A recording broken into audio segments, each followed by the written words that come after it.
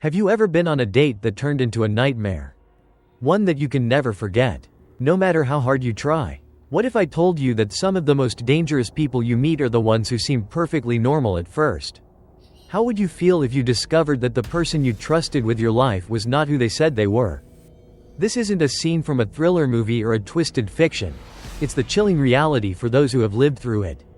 Stories of seemingly innocent encounters that spiraled into chaos, terror, and sometimes death. But what happens when the horror is so close, so real, that it leaves scars far deeper than any physical injury?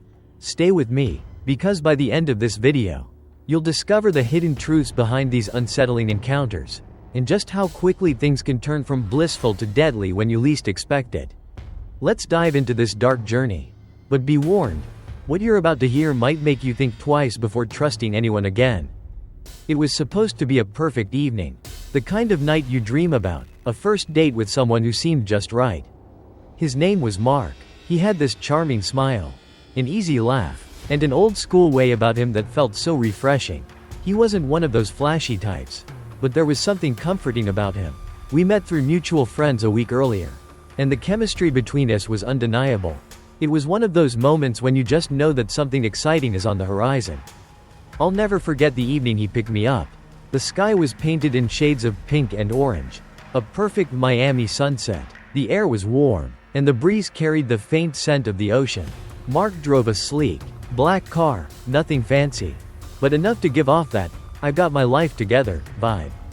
He was polite, always attentive, and somehow managed to make me feel at ease despite my nerves. We talked about everything: movies, books, and the little quirks of life that only seem important in the moment. It felt like something out of a romantic movie. We arrived at the restaurant, an intimate little spot tucked away in the heart of Little Havana. The lively energy of the place was contagious, with families laughing and the sounds of salsa music drifting through the air. We sat down at a small table by the window. The atmosphere was warm, inviting. The waiters moved gracefully, and the clinking of glasses blended into the background. I remember glancing at Mark, his eyes sparkling as he told me about a new vinyl he had discovered. The night was going well. Too well, in fact. Then, it happened. I didn't even see it coming at first.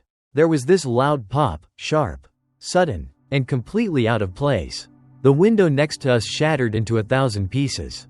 And before I could process what was happening, a second shot rang out. People started screaming, diving under tables, and all I could do was freeze, my heart pounding in my chest. The loud pops kept coming, each one a punch to my eardrums. Mark and I instinctively ducked under the table, both of us covering our heads as glass rained down on us. I could feel the shards beneath my palms, sharp and cold. It felt like time had slowed, like everything around us was falling apart. I don't remember how long the shooting lasted. Minutes? Hours? It felt like a lifetime. I kept waiting for the sound to stop, but it never did. I could hear people crying, shouting, chairs scraping against the floor as they scrambled to safety. My thoughts were a blur. Only one thing clear in my mind: I didn't want to die tonight. Not like this. When it finally stopped, there was a silence, a terrible, suffocating silence, the kind that presses against your chest and makes it hard to breathe. People were crying, some screaming in Spanish, others trying to comfort one another. I stayed under the table for what felt like an eternity, my hands still over my head, shaking uncontrollably. And then the reality of it hit. No one was dead, thankfully, but the restaurant was a mess. Tables were overturned, food was spilled everywhere, and glass littered the floor like deadly confetti. I saw an older woman clutching her arm, blood seeping through her napkin, but no one else seemed to be seriously hurt. I can't explain the mix of emotions that overwhelmed me in that moment. There was relief, yes, but also a strange anger. Why? Why would someone do this? Why would they target a place like this? A place where families came to eat, to enjoy a meal together? The police arrived soon after, their sirens cutting through the stillness. We gave our statements, my hands trembling as I tried to make sense of what had just happened. But the worst part? The part that still haunts me? It wasn't just the shooting. It was what I learned later. The shooter was never caught. The police were never able to find him or identify who was behind the attack. The reason? There were no clear motives, no evidence, no fingerprints, Just the traces of a shattered evening. No one knew why it happened. No one knew why it had to be our night. As I left the restaurant with Mark, I tried to pull myself together. He drove me back home in silence. And for the first time that evening, I noticed how different everything felt. The streetlights outside didn't look the same. The car's engine, once soothing, now seemed oppressive. Even the air outside felt heavy, like something had shifted. When I got inside, I sat on my couch, the weight of the night sinking in. I couldn't shake the memory of the shots, the way my heart had raced, the way everything had felt so fragile. The next morning, I found myself still hearing those sounds, sharp, violent, and every loud noise sent my body into a panic. A car backfiring? My stomach dropped. A door slamming? My body stiffened. I was terrified of crowded places. Terrified that something would happen again. And Mark? Well, he tried to call, but the spark between us was gone.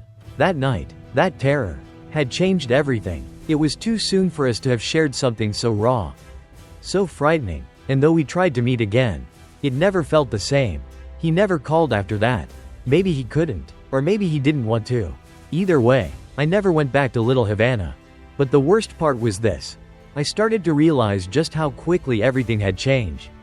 One minute, I was sitting in a warm restaurant, laughing over shared stories, and the next, I was hiding under a table, praying to survive. That night taught me a harsh lesson.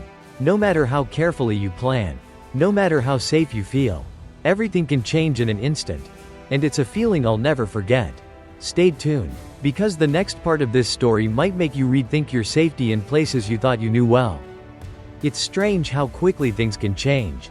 The moments that seemed trivial at the time, those subtle little details you brush off, become the ones you can't stop thinking about. I didn't realize it then, but the night of the shooting had already planted seeds of doubt in my mind. It wasn't just the chaos of the restaurant or the sounds of gunfire. It was the quiet after. The silence that followed the panic. In the days after the incident, I couldn't shake the feeling that I was being watched. At first, I thought it was just the shock of everything happening so quickly. Maybe I was just hyper-aware, but I started noticing things. Like how the corners of my apartment felt darker at night, or how the streets seemed emptier, as if people were deliberately avoiding my path. But it wasn't just the atmosphere, it was Mark. He started calling me more than usual. At first, it seemed like he was just checking in, making sure I was okay. But soon, the calls were longer, more frequent. He'd ask about my day, then ask about my evening. And when I mentioned going out, he'd insist on knowing where I was and who I was with. I thought it was sweet at first, the concern he showed, but then, there was something else. One evening, I went to grab a coffee from a local shop. As I walked past a small convenience store, I caught sight of something. A flash of a black car I didn't recognize, parked a few doors down, and then, there it was again. The next day, as I walked home from the same coffee shop, I saw the same car parked in the same spot. My heart skipped a beat.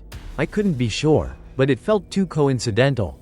Maybe it was a feeling I had learned to trust from the incident before. But it started gnawing at me. Could it be Mark? Was he somehow keeping tabs on me without telling me? Why was he so persistent? So fixated? Was he just being protective? Or was there something more sinister beneath the surface? I started paying closer attention to the small things. There were little inconsistencies in the stories he told me, places he'd been, things he'd seen. All of it felt off.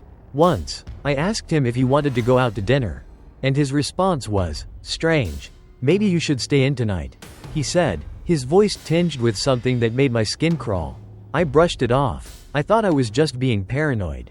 But those little clues, those gaps in the narrative, began adding up. Then, something happened that made me question everything. One evening, I received a text from Mark. "I saw you at the cafe today. You looked nice." It read. The hairs on the back of my neck stood up. How did he know I was there? I hadn't told him, and I hadn't mentioned it to anyone else. I asked him how he knew, but he deflected, saying it was just a lucky guess. "I know your routine," he wrote. "I know where you go." But that wasn't the worst part.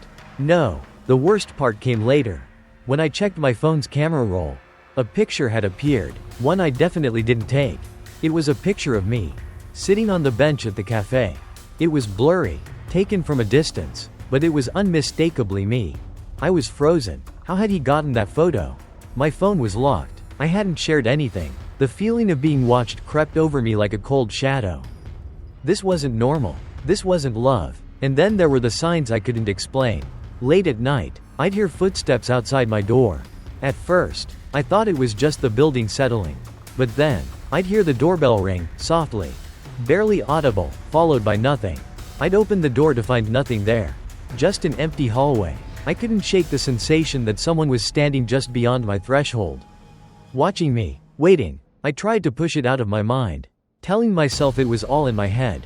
But my stomach churned every time I looked out my window and saw the black car parked across the street again. I didn't want to admit it, but I knew deep down, I was being stalked. The security camera footage at the building confirmed what I feared. Every night, the same car parked outside. Just for an hour. Then it would drive off. I hadn't seen it before the shooting. But now it was a constant presence in my life. The camera footage also showed another troubling detail. A blurry figure standing near my door late at night. It wasn't Mark, but it was someone who knew I lived there. I decided to confront him. I had to. The next time I saw Mark, I asked him point blank about the car. About the photo. About everything. His response was cold. "You're overreacting," he said. "You're just paranoid." But the way he said it, the way his eyes seemed to avoid mine, made something inside me click. I knew then that this wasn't going to end well. Stay tuned, because things are about to escalate even further. And what comes next will change everything. I thought I had reached the breaking point.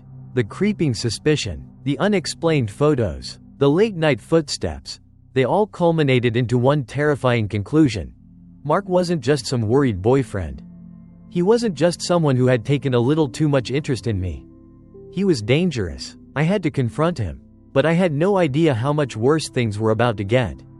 That night, I couldn't wait anymore. I had to know. I reached out to Mark, and for the first time, I didn't want the sweet, polite version of him. I didn't want to hear that he was just looking out for me. That he was just protecting me. No, this time, I needed the truth. So, I texted him, asking him to meet at the park where we first met. It was quiet, secluded, and the perfect place for an honest conversation, or so I thought.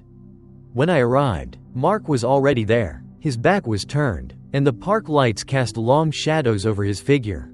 My heart pounded, and I almost turned around. But something inside me pushed me forward.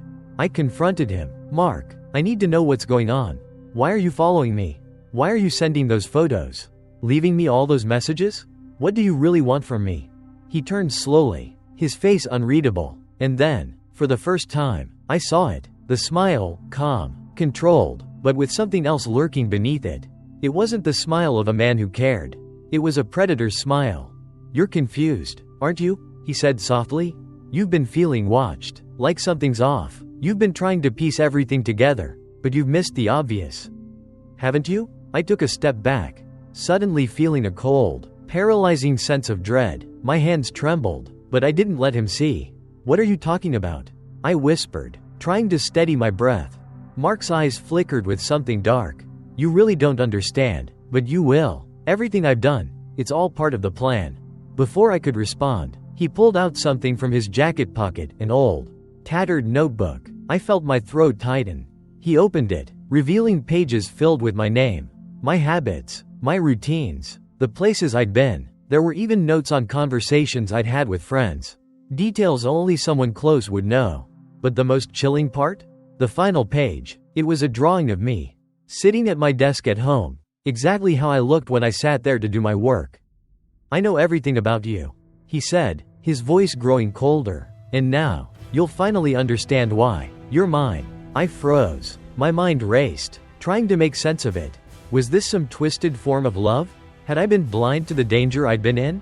Mark's expression shifted, no longer the charming man I had once thought he was. "You thought I was just being cautious. But the truth is, I've been preparing you. Everything has led to this moment." He stepped closer, and I stumbled back, my pulse quickening. "I'll make sure you see everything. Everything I've been planning." I turned to run. I had to get out of there. I had to escape. But when I reached for my phone to call for help, I saw the worst possible thing. My phone had been hacked. It was frozen. No calls, no messages, nothing. I felt like I was suffocating. In the panic, I did the only thing I could think of. I ran. As I sprinted toward the park gate, Mark's voice echoed behind me. Softer this time, but just as terrifying. Running won't save you. I'll always find you. I managed to make it to a nearby cafe, my mind whirling with disbelief. Was this really happening? I had no way of knowing if he was still following me. When I checked my phone, I saw something that made my blood run cold. A recent photo of me standing at the cafe, looking at my phone in confusion. And there, in the background, was Mark's shadow, standing in the distance, watching. I rushed home, locking every door, every window. My hands shook as I called the police. I reported the stalking, the photos, the drawings in the notebook, but when they reviewed the footage from the security cameras at the park, they found something even more disturbing. The footage didn't just show Mark waiting for me. It showed him entering my apartment building, standing outside my door for several minutes, staring at my apartment window. He'd been there, watching me, long before I ever realized. That night, as I lay in bed, trying to quiet my racing thoughts, I heard it again, the soft tap on my window. The same sound I'd heard before. But this time, it wasn't just paranoia. It was real. And this time, it wasn't Mark. The tapping grew louder, more urgent, like someone, or something, was trying to get in. The fear I felt wasn't just from Mark anymore. It was from something darker. Something that I couldn't see. Something that had been lurking in the shadows of my life. I wasn't just being stalked anymore. I was being hunted. But what happens next will force you to ask one chilling question. Who, or what, was really after me? Stay tuned to find out.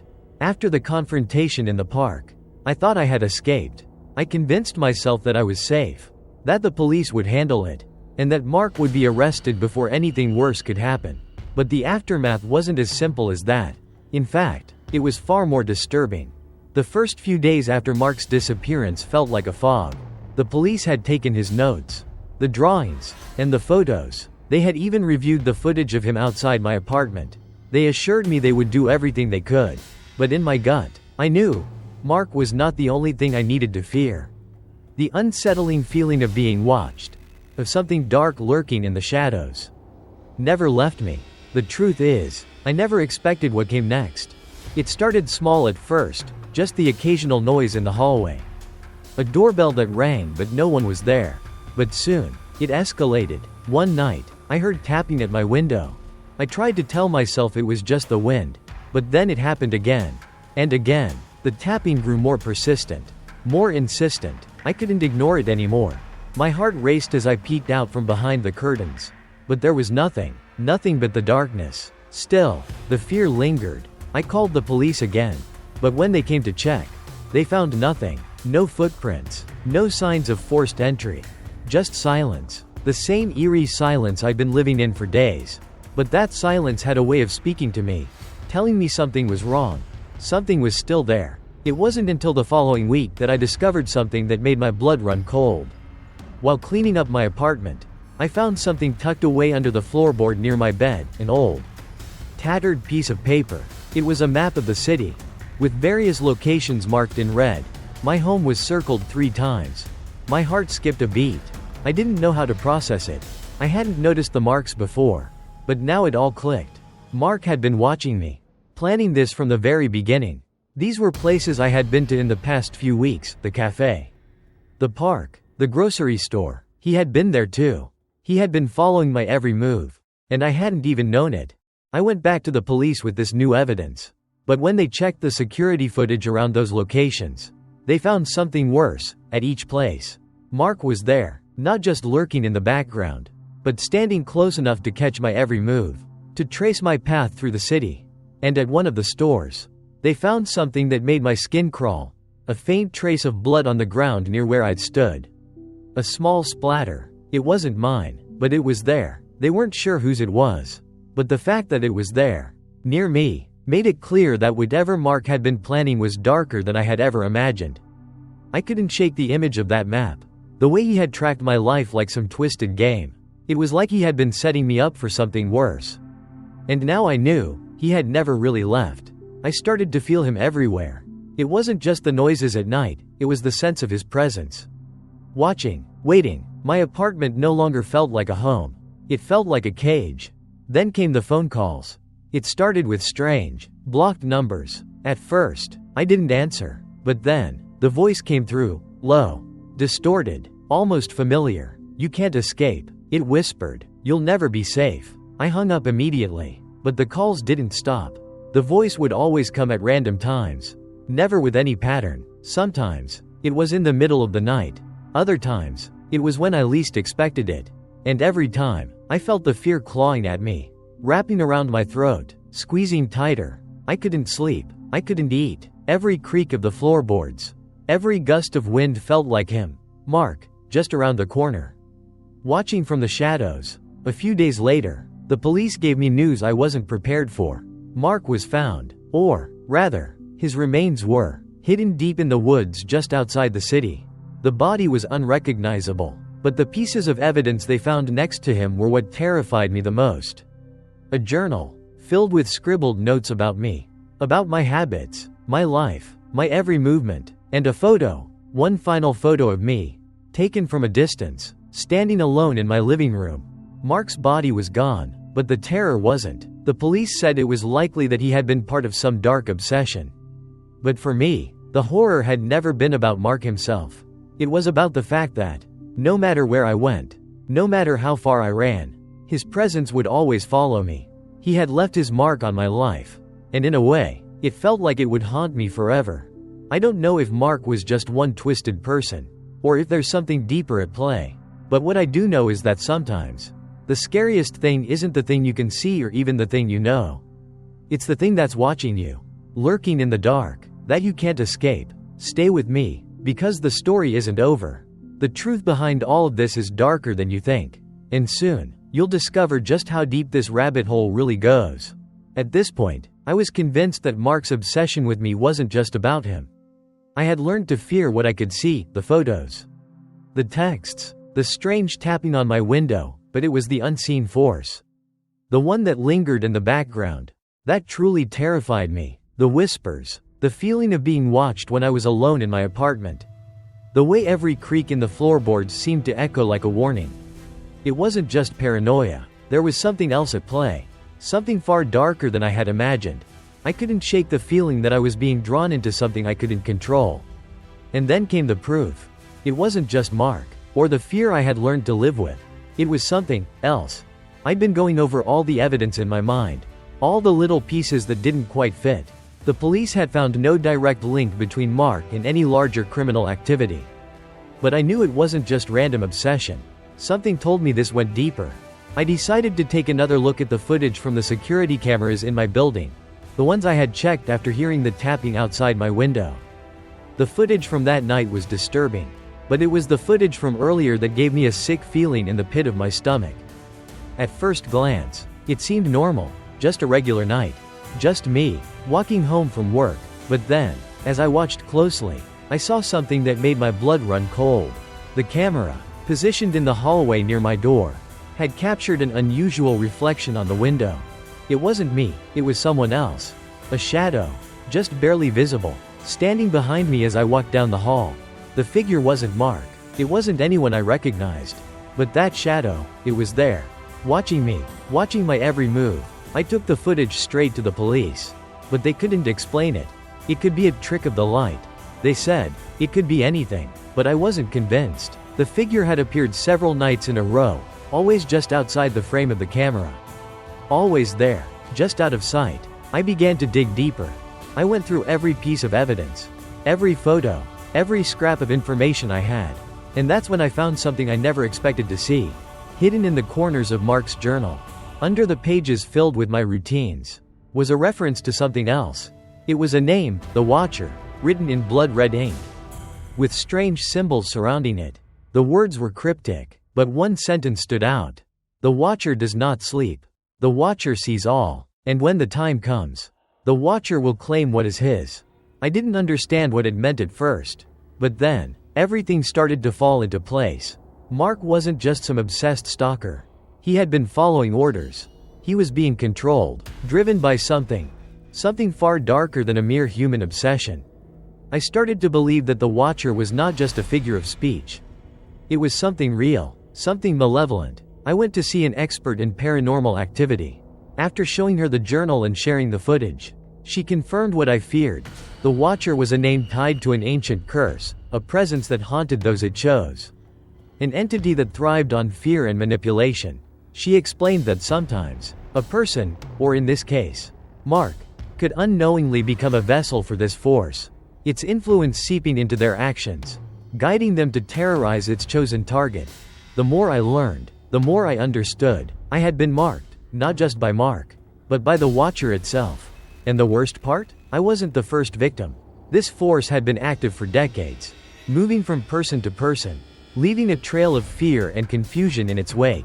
And now, it was my turn. As I left the expert's office, I felt the weight of everything crashing down on me. I thought it was over when Mark was gone. But I had been wrong. This wasn't about him. This wasn't about one man or one obsession. This was bigger. It was about a force I couldn't fight. A power that could take control of anyone, anytime. I realized then that the only way to stop it was to confront it, head on. But how do you fight something you can't see? How do you defeat an unseen force that has already infiltrated your life? That's the question that still haunts me today. So, what happened next? What did I learn about the Watcher? And how did I come face to face with the unimaginable truth? Stay tuned, because the story isn't over. In fact, it's just getting started. If you've experienced anything like this, or if you have your own eerie encounters to share, leave a comment below. Let's talk about what's out there in the shadows, because sometimes the scariest stories are the ones that don't end. And don't forget to like, subscribe, and hit that notification bell so you won't miss the next chapter. Thanks for watching. And remember, always trust your instincts. The things we can't see are often the most dangerous.